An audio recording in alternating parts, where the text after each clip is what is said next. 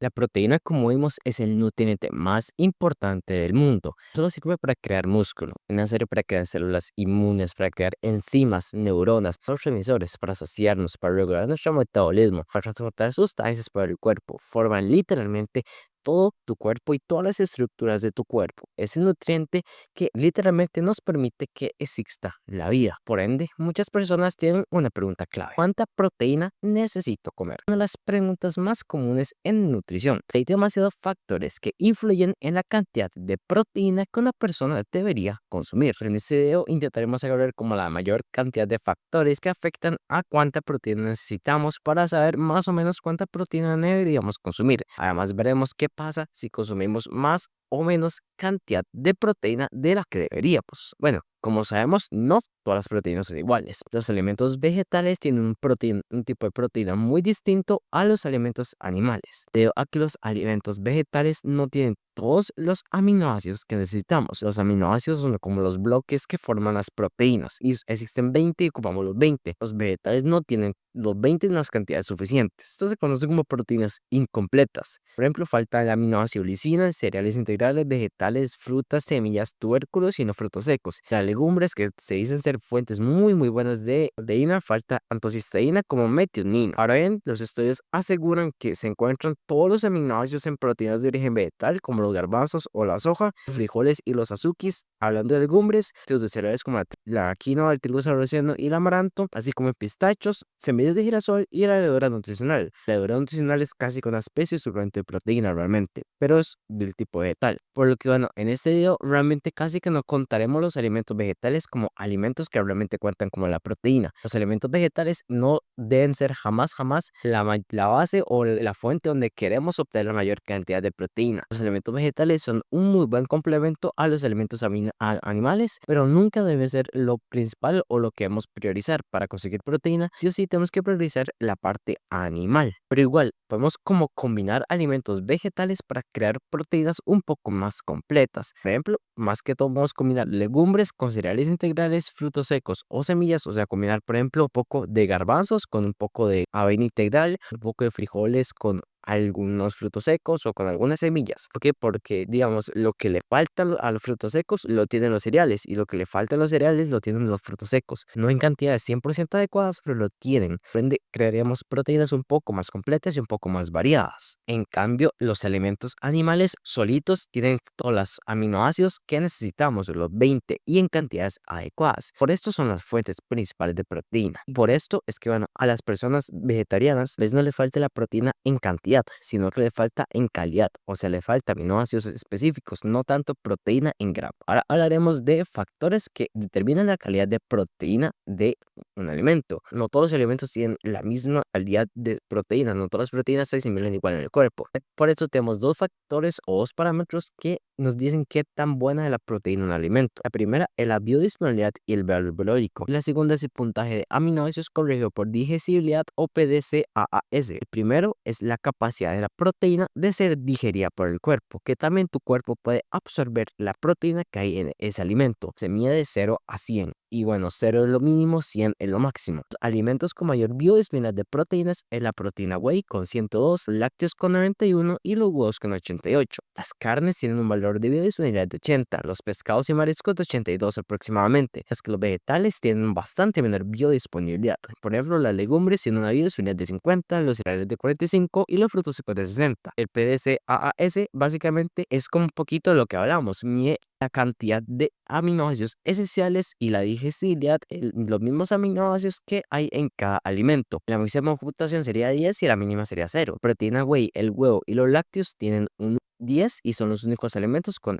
un 10. La carne tiene un 9.2, la soja un 9.1 y el resto de los alimentos tienen una menor puntuación, pero los cereales tienen 4.2 y las legumbres 5. Son parámetros muy similares y realmente hay evidencia casi que lo mismo, que las proteínas vegetales son de mucha menor calidad que las proteínas animales y que realmente los alimentos animales con mejor calidad, no cantidad, pero calidad de proteínas son tanto como la proteína whey, como los lácteos, como los huevos. Por lo que bueno, en el conteo que haremos casi que solo vamos a tomar cuenta la proteína animal, porque la proteína vegetal o no se absorbe muy bien y si se absorbe no tiene todos los aminoácidos que tenemos. No es que no sirva para nada, pero no es un parámetro muy importante a tomar en cuenta, por lo que en este video tomaremos la proteína B animal. Bueno, antes de realmente hablar cuánto necesitamos, quiero recordarte que te suscribas a este canal, que le like a mi video y que active la campanita de notificaciones. Eso me ayudará a crecer, me motivará más a hacer mejores videos de mejor calidad, mejor explicados y mejor editados. Me motivará más a investigar más. Eso de que tanto yo como más personas podamos mejorar muchos obviamente la nutrición. ¿Cuánto necesito? Ya hablemos de la pregunta en sí. Realmente es una pregunta que no tiene respuesta. Actualmente nadie sabe cuánta proteína necesitamos. La evidencia es increíblemente variable. Y hay una cantidad de estudios tan grande que ninguno se pone de acuerdo y realmente lo que te voy a decir es una aproximación y es un poco con lo que creo yo. Es tanta la variabilidad de estudios que usaremos un rango, o sea, usaremos una cantidad mínima y una cantidad máxima de la cantidad recomendada. No usaremos una cantidad específica de proteína. Básicamente lo que determina cuánta proteína necesitamos es principalmente nuestro peso. Entre más pesemos, más masa y más células tendremos que mantener y por ende más proteínas necesitaremos para crear todas esas células, crecer o regenerar esas células si es necesario. Una persona sedentaria ocupa de 1.2 a 1.5 gramos de proteína por kilo de peso. Incluso si hace cardio o ejercicio de baja intensidad, puede mantenerse en esos rangos y ser una persona muy sana. Aunque tal vez digan que con 0,8 o con 1 gramo de proteína es suficiente, yo recomiendo un poquito más de proteína, porque sabemos que la proteína es un nutriente increíblemente protector a largo plazo. Realmente ser sedentario es algo que nadie debería hacer, por lo que realmente casi nadie se debería manejar en esos rangos de proteína tan bajos. En personas adultas esto es suficiente para cumplir con todas las oficinas de la proteína, pero en algunos grupos de edad, como los niños, adultos mayores, o las mujeres embarazadas o en periodo de lactancia ocupan un poco más de proteína, una cantidad aproximada de 1.4 a 1.6 gramos de proteína por kilo de peso. Esto es bueno para que los niños puedan crecer correctamente, para que los procesos de crecimiento podamos crecer, que los adultos mayores mantengan el músculo y la vitalidad y para que las mujeres embarazadas den a sus bebés la correcta cantidad de proteínas. En mi opinión, todos deberíamos hacer fuerza mínimo 4 veces por semana. Es el mejor ejercicio que hay en mi opinión y por ende nuestros requerimientos de proteína deben ser un poco mayores. Es bueno, sea una pequeña rotura en el músculo y el cuerpo necesita un poquito extra de proteínas para reparar esas roturas y hacerse más fuerte. Además, un extra de proteínas ayuda a los músculos que se recuperen del ejercicio, reparando el daño y reduciendo el tiempo de recuperación y mejorando el rendimiento deportivo. Si no consumimos la suficiente cantidad de proteína y así hacemos ejercicio de fuerza, ya sea gimnasio, ya sea calistenia, ya sea en tu casa, aumentamos el riesgo de lesiones, de entrenamiento, fracturas y tiraríamos a la basura nuestro tiempo, porque aunque hagamos ejercicio, tu cuerpo no se reparará y no creará músculo, no aumentará fuerza, porque no tiene las cantidades suficientes de proteína y de materias primas para hacerlo. Por lo que, bueno, las personas que hacemos fuerza y que para mí es decir todo el mundo, necesitamos de 1.6 a 2.2 gramos de proteína por kilo de peso aproximadamente. Por todo lo que te acabo de mencionar, el requerimiento aumenta bastante. Hay otro grupo de personas que ocupa aún más de proteína. Si queremos bajar grasa o perder peso y entramos en un déficit calórico, consumir aún más proteína es clave para mantener el músculo y así para perder la mayor cantidad de grasa y la menor cantidad de músculo, que es el objetivo de cualquier persona que quiera bajar de peso. El rango aquí está entre 1,8 y 2,5 gramos de proteína por kilo de peso. Inclusive hay condiciones muy específicas, por ejemplo, quemaduras, cirugías, etcétera,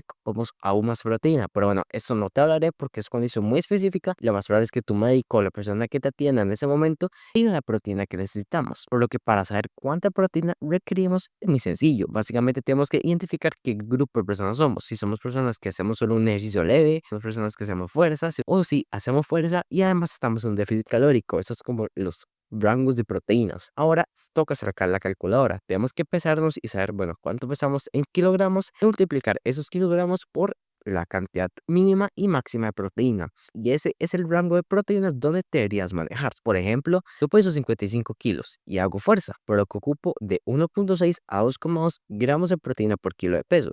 Eso significa que ocupo entre 88 y 121 gramos de proteína al día. Y aquí es donde nos damos cuenta que estamos comiendo demasiada poca proteína en la mayoría de los casos. Hay muchas personas que ni siquiera comen ni 60 ni 50 gramos de proteína y ocupan 100, 110 gramos. Eso pasa mucho. Pero Hay otra medida que no tiene que ver nada con calculadoras ni con parámetros raros, es mucho más sencilla y para mí mucho mejor. Es usar tus manos. Básicamente, esta medida nos dice que ocupamos 2 manos de carne o de alimento animal al día para llegar con todas las proteínas que necesitamos al día.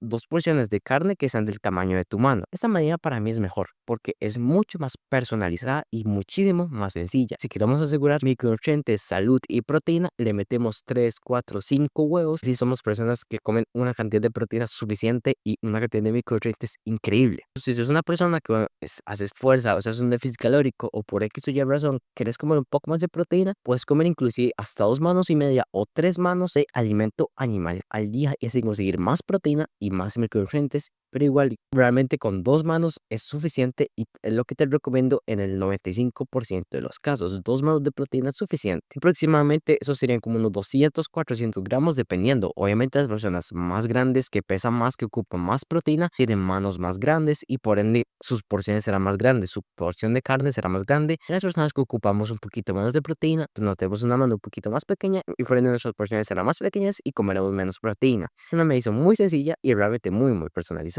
Ok, pero ahora, ¿qué pasa si consumimos poca proteína? No consumimos suficiente proteína, todo nuestro cuerpo se viene abajo. Fatiga excesiva es la primera señal de falta de proteínas, ya que la deficiencia de proteína se deriva directamente de una dieta con bajo contenido calórico. El organismo no cuenta con la energía suficiente para cumplir con las tareas rutinarias. Un segundo aviso de falta de proteínas es la debilidad y caída del pelo, que las proteínas mantienen el cabello sano y en su fase de crecimiento, que el pelo y los folículos que lo sostienen están hechos de proteínas como la creatina o el colágeno, y la falta de esas moléculas los debilita. Esa es una de las razones por las que las personas que están realizando dietas bajas en proteínas ven que su cabello crece lentamente, se pone como más feo, básicamente se cae más rápido y se pone más liso. Así como el cabello, las uñas e incluso la piel dependen de proteínas para regenerarse. Si no sabías, la piel está formada de 3 proteínas principalmente: colágeno, elastina y queratina. Niveles bajos de proteínas hacen que tu cuerpo no pueda crear esas 3 proteínas estructurales básicas. Esto hace que tu piel sea más arrugada y el debilitamiento general de la piel. Un tercer síntoma está relacionado con los músculos. La insuficiencia de proteína produce pérdidas de la masa muscular, así como pérdidas de fuerza. Básicamente te cuesta hacer más las tareas básicas. Tienes inclusive tal vez menos capacidad cardiovascular. El ejercicio es mucho más difícil para vos. Estas alteraciones musculares en un nivel muy avanzado pueden originar a los calambres, por lo que los calambres es como otra señal de falta de proteínas. Una cuarta señal de que nos faltan proteínas es que nos enfermamos mucho. Bueno, es imposible que el sistema inmune pueda funcionar bien sin proteínas, porque bueno, los propios anticuerpos, por ejemplo, son proteínas. En general, una de las principales funciones de las proteínas es apoyar al sistema inmune. Una dieta baja en proteínas puede afectar a la salud mental, generando irritabilidad, cambios de humor o incluso contribuyendo a la depresión. Y finalmente, una quinta señal de falta de proteínas son los problemas digestivos, como gases y estreñimiento. Además, comer poca proteína nos puede aumentar el apetito, ya que tu cuerpo está como loco buscando proteínas y nos puede alterar mucho el metabolismo, ya que la proteína es un nutriente que, bueno, que regula mucho el tema de picos de glucosa, de picos de insulina, de triglicéridos, de colesterol y todo esto. Realmente comer poca proteína se relaciona con mayor muerte y mayor enfermedad crónica y metabólica en todos los rangos. Por eso es algo que veremos en otro video. Tampoco hay que excedernos en proteína. Como te mencioné, 2 manos es más que suficiente para cumplir con todos los requerimientos de proteína, 2 manos de alimento animal. Que el exceso puede ser que, bueno, al comer tanta carne y tanto alimento similar, no incluyamos otros tipos de alimentos que igualmente son muy importantes, como frutas, vegetales o frutos secos, alimentos que nunca podríamos sustituir si tenemos cantidades suficientes de carne y alimento animal. Además, se han demostrado en estudios que más de 3 o 4 gramos de proteína por kilo de peso pueden traernos problemas, por ejemplo, inflamación crónica, problemas renales, problemas digestivos con estreñimiento, hinchazón, malestar, especialmente si se come poca fibra, deshidratación porque los riñones trabajan más, problemas en el hígado, en el hueso y en general se sabe que consumir más del 22% de tus calorías provenientes de proteínas es más malo que bueno. Por lo que bueno, siempre te recomendaré 2 manos de carne al día. Para la mayoría de las personas, no más de 300 gramos de carne al día. Bueno, con tus 4 o 5 huevos, ahí no hay problema porque los huevos no es que tengan mucha proteína, son más que todo grasa, pero no nos excedamos de proteína, no nos suplementemos con proteína si no es necesario. No compramos 2000 barritas de proteína ultraprocesadas todos los días porque el exceso de proteína es más malo que bueno. Conclusión, comer una cantidad suficiente de proteína es esencial. Es muy sencillo como medir 2 opciones de alimento animal al día con tu mano. Nos puede traer problemas tanto si nos excedemos como si nos falta. Presentamos síntomas de déficit de proteínas Básicamente tenemos que cuidar nuestra dieta y tampoco podemos excedernos porque realmente estaríamos eliminando alimentos igualmente importantes. Muchas gracias.